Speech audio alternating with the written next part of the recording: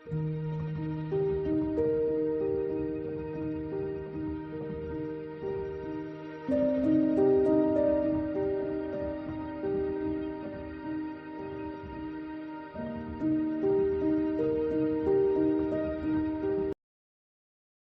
సెషన్‌లో ఏం డిస్కస్ చేశామంటే, by using macros message box ఎలా వర్క్ అవుతది? ఇన్‌పుట్ బాక్స్ ఎలా వర్క్ అవుతది? లాస్ట్ రో ఫార్ములా ఏంటి? లాస్ట్ కాలమ్ ఫార్ములా ఏంటి? ఇఫ్ కండిషన్ ఏంటి? ఎల్స్ ఇఫ్ కండిషన్ ఏంటి? And what is the difference between this work book and work book? ఈ టాపిక్స్ డిస్కస్ చేసాం. అలాగే ఇదే టాపిక్స్ పైన కొన్ని ఎగ్జాంపుల్స్ చూసాం. ఇఫ్ కండిషన్‌ని ఫర్ లూప్‌లో ఎలా యూజ్ చేయాలి? లాస్ట్ రో కాలమ్ ఎలా యూజ్ చేయాలి? లాస్ట్ కాలమ్ ఫార్ములా ఎలా యూజ్ చేయాలి డైనమిక్‌గా? ఈ టాపిక్స్ అన్ని చూసాం. ఈ రోజు క్లాస్‌లో ఇప్పటి వరకు కవర్ అయిన ఈ ఫర్ లూప్ గాని, ఇఫ్ కండిషన్ గాని, లాస్ట్ రో ఫార్ములా వీటిలన్నిటిని యూజ్ చేసుకొని మాక్రోస్‌ని యూజ్ చేసి సమ్ ఎలా చేయాలి? మాక్రోస్‌ని యూజ్ చేసి సమ్ ఇఫ్ ఎలా చేయాలి? అలాగే remaining arithmetic formulas like some ifs కానీ, కౌంట్ ఏ గాని వి విల్ సీ. అండ్ ఇవి ఇవి చేసేటప్పుడు మనకి మేబీ మనకి బీబీఏలో కొన్ని టాపిక్స్ హెల్ప్ అవ్వచ్చు. ఇప్పటి వరకు కవర్ అవ్వనివి ఏంటంటే and formula, or formula and is numeric like ఎక్సెల్‌లో ఈజ్ నంబర్ ఎలా వాడతాము, మాక్రోస్‌లో ఈజ్ న్యూమరిక్ వాడతాం. అలాగే is empty, it is like is blank. So now we will see one by one. For example మాక్రోస్‌ని యూజ్ చేసుకొని సమ్ కావాలి నాకు. సో ఇక్కడ వన్ మినిట్.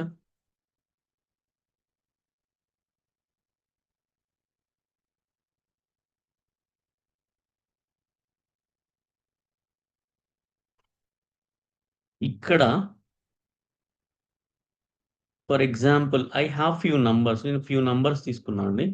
ఈ నంబర్స్‌లో యెస్ 1, 2, 3, 4, 5. ఫర్ ఎగ్జాంపుల్ నాకు సమ్ కావాలనుకోండి equals to sum of okay C3:C7 of course 15 వచ్చింది రిజల్ట్. అయితే ఇప్పుడు ఈ రిజల్ట్ ఎలా వచ్చింది? మీకు ఈ బ్యాక్ ఎండ్‌లో ఉన్న ప్రాసెస్ ఏంటి? ఆఫ్ కోర్స్ 15 వచ్చింది. బట్ 15 రావడానికి ముందు మీకు జరిగే ప్రాసెస్ ఏంటి అంటే ఇప్పుడు ఈ సెల్‌కి ఏది యాడ్ అవుతది? ఈ రిజల్ట్ యాడ్ అవుతది. ఐ మీన్ 3 యాడ్ అవుతది. అంటే ఫస్ట్ 1+2 అవుతాయి. తర్వాత ఈ 3కి ఈ వచ్చిన రిజల్ట్‌కి ఇక్కడున్న నెక్స్ట్ 3 యాడ్ అవుతది. 6 మళ్ళీ ఈ 6కి ఏది యాడ్ అవుతది? ఈ 4 యాడ్ అవుతది. This is the manual process. Again మళ్ళీ ఇక్కడున్న 10కి ఈ 5 యాడ్ అవుతది. సో ఫైనల్‌గా మీకు అంటే మీకు 15 వచ్చేటప్పటికి మీకు మాన్యువల్‌గా జరిగే ప్రాసెస్ ఇదండి. ఫర్ ఎగ్జాంపుల్ ఫస్ట్ 1కి 3 యాడ్ అవుతది. సారీ 1కి 2 యాడ్ అవుతది. 2 యాడ్ అయిన తర్వాత వచ్చిన రిజల్ట్‌కి 3 యాడ్ అవుతది. మళ్ళీ వచ్చిన రిజల్ట్‌కి 4 అగైన్ 5. సో ఇప్పుడు సమ్ ఫార్ములా ఏంటంటే ఆల్రెడీ ప్రీ డిఫైన్డ్ కాబట్టి మీరు ఎప్పుడైతే మీరు రేంజ్ సెలెక్ట్ చేస్తారో ఆటోమేటిక్‌గా అక్కడ మీకేమొస్తుంది రిజల్ట్ ఇచ్చేస్తుంది. బట్ ఇదే మాక్రోతో చేయాలంటే ఎలా చేయాలో చూద్దాం. I go to developer tab. Visual basic పైన క్లిక్ చేశాను. ఇక్కడ మాడ్యూల్ ఇన్సర్ట్ చేస్తున్నాను. న్యూ మాడ్యూల్ రాస్తున్నాను. మాడ్యూల్ అండ్ రాగానే అండ్ ఈవెన్ ఓపెన్ చేయగానే ఇక్కడ ఆప్షన్ ఎక్స్‌ప్లిసిట్ డిఫైన్ చేశాను. ఎందుకంటే option explicit does not allow variables by using without declaration. So program start చేయాలి. S U B sub. ప్రోగ్రామ్ నేమ్ ఏమని ఇస్తున్నాను అంటే sum by VBA. So sum underscore VBA అని ఇచ్చాను. ఓకే. సో ఇప్పుడు ఫస్ట్ నేను ఏ వర్క్ బుక్ తో వర్క్ చేస్తున్నానో దాన్ని నేను డిఫైన్ చేసుకుంటాను. సో ఎస్సిఏ అనే షీట్ ని నేను డిఫైన్ చేసుకుంటా. ఎందులోకి డబ్ల్యూబిలోకి. So set WB equals to this workbook అని రాసుకుంటాను. ఎందుకంటే ఇక్కడ ఒక వర్క్ బుక్ ఏ ఉంది. ఈ వర్క్ బుక్ నుండే నేను విజువల్ బేసిక్ ఎడిటర్ కూడా ఓపెన్ చేశాను. So this workbook dot sheets open bracket double quotes SCA. ఇక్కడ వరకు క్లియర్. ఎస్సిఏ అనే షీట్. సో ఈ డబ్ల్యూబి ఏంటి? Dim dim WB as object. WB అనేది ఆబ్జెక్ట్. ఆబ్జెక్ట్ అని మనం దేన్ని డిసైడ్ చేస్తాం? షీట్స్ ని కానీ సెల్స్ ని కానీ రేంజ్ ని కానీ. So fine. ఇప్పుడు మనకి ఏ సెల్లో రిజల్ట్ కావాలి?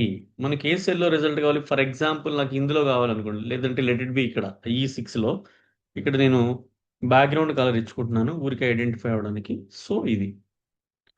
సో ఇప్పుడు మీకు E6లో రిజల్ట్ వస్తుంది.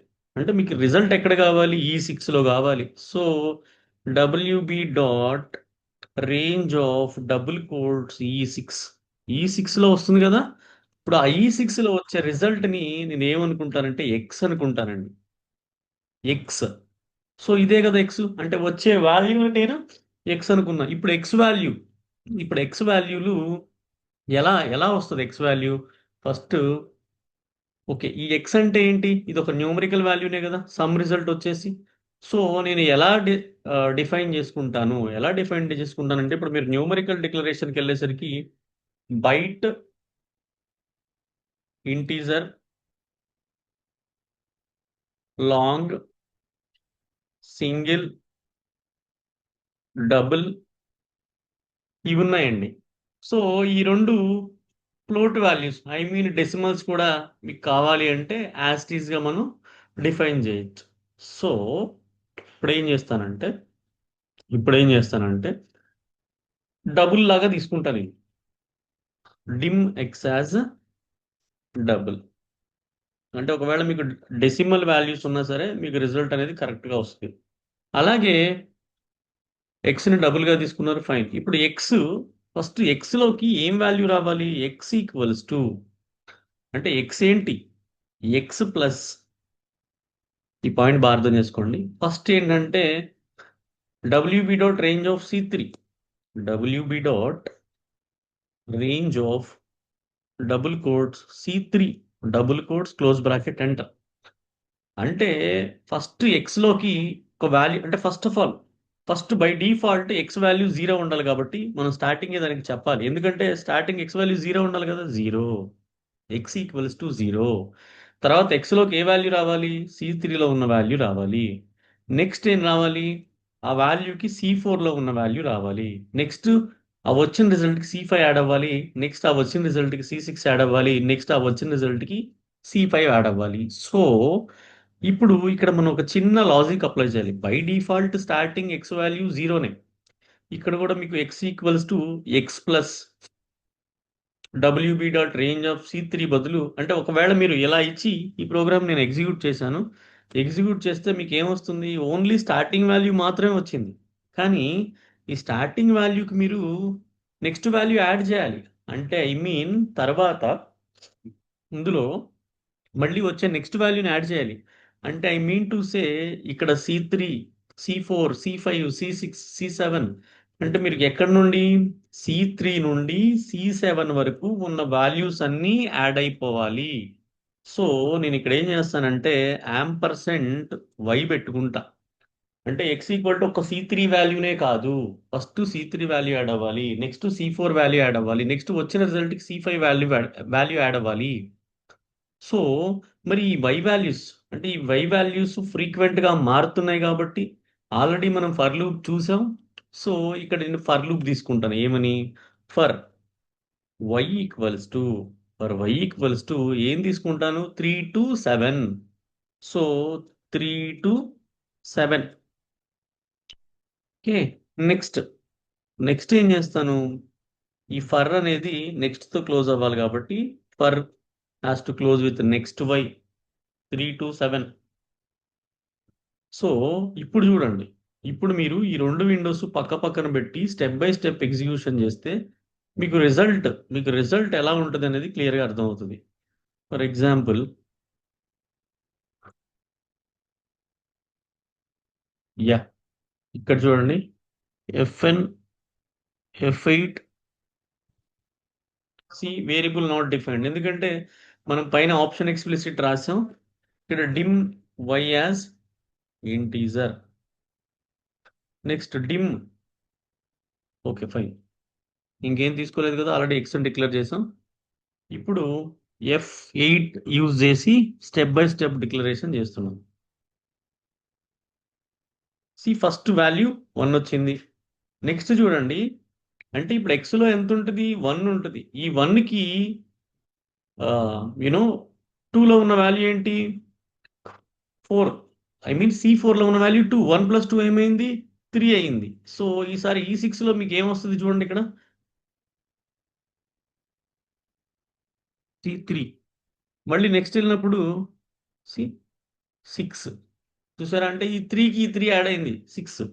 మళ్ళీ నెక్స్ట్ మళ్ళీ మీరు రన్ చేసినప్పుడు 10, 15.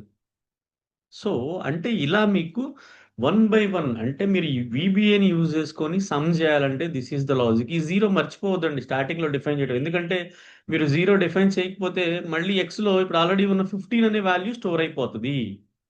సో అండ్ ఇంకొకటి ఏంటంటే ఇక్కడ కూడా మీరు 7 కాకుండా LR అని తీసుకోండి, విచ్ మీన్స్ లాస్ట్ రో అనుకోండి. Dim LR as integer. So ఈ LR బదులు ఏంటిది అంటే LR equals to WB dot range of double codes. ఎందులో లాస్ట్ రో కావాలి నాకు? C కాలంలో. So C ampersand rows dot count close bracket dot end open bracket excel up close bracket dot row. So by using last row, automatically you will get the sum. For example, now if I run this, చూడండి ఇక్కడ 15 వచ్చింది కదా. ఇప్పుడు నేను ఏం చేస్తున్నానంటే ఇన్సర్ట్లోకి వెళ్ళి developer ట్యాబ్లోకి వెళ్ళి ఇన్సర్ట్లో ఫార్మ్ కంట్రోల్స్లో ఫస్ట్ బటన్ తీసుకొని ఇక్కడ ఏం చేస్తున్నాను? సమ్ కదా. సో నేను సమ్ ప్రోగ్రామ్ అసైన్ చేశాను ఈ బటన్కి. Click okay and then sum. అంటే బై యూజింగ్ VBA. ఇప్పుడు చూడండి ఈ వాల్యూ డిలీట్ చేశాను, రన్ చేసి 15 వచ్చింది. అదే మళ్ళీ డిలీట్ చేసా, ఇప్పుడు రన్ చేసా 10. ఫర్ ఎగ్జాంపుల్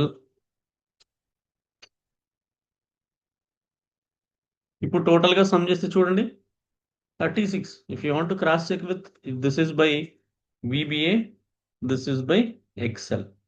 సరే ఎక్సెల్ యూజ్ చేసి క్రాస్ చెక్ చేద్దాం. 36 మళ్ళీ ఇక్కడ డిలీట్ చేశాను, ఇక్కడ 32 ఉంది. So once again run this 32. అంటే బై యూజింగ్ VBA సమ్ చేయాలి అంటే మీరు ఏం చేయాలి? మీరు సమ్ వచ్చే రిజల్ట్ని ఎక్స్ కానీ వై కానీ జెడ్ కానీ అనుకొని ఆ తర్వాత ఎక్కడ ఏ వాల్యూ ఏ రో నుండి స్టార్ట్ అయ్యి ఏ రో వరకు ఎండ్ అవుతున్నాయో వాటిని మనం చూసుకొని వీ కెన్ డూ సమ్.